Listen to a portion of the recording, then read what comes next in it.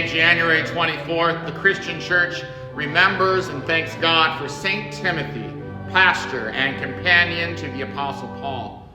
Timothy was a pastor, but perhaps more remarkably, he was a lifelong learner of the Christian faith. In Paul's letters to Timothy, he commends Pastor Timothy to continue in what he has learned and firmly believed, knowing from whom he learned it and how from childhood he was acquainted with the sacred writings.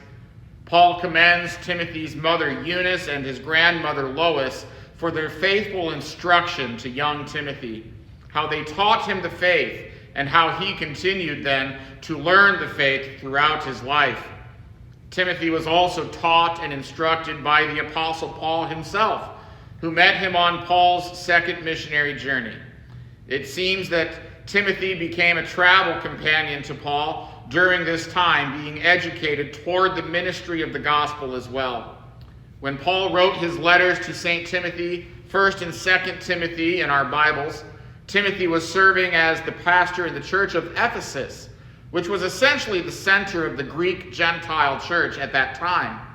It seems as if Paul was intentional in placing Timothy in this place, in this time, because of Timothy's remarkable skill and ability to teach what he had learned.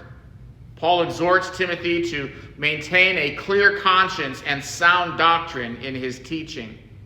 When we think of pastors, we think of those who are able to teach, for that is certainly a requirement that Paul lays out for Timothy and any other pastors that Timothy would train to have this ability.